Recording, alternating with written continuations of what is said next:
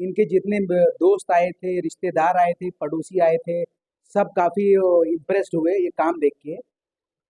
आता इकडे काम जेव्हा तुमचा चालू होता, जे कार्पेंटर होते, त्यांचा काम, बिहेवियर तुम्हाला काय, त्यांच्याबद्दल तुम्हाला काय सांगायचं असेल तुम्ही सांगा. चांगलं काम केलं ना.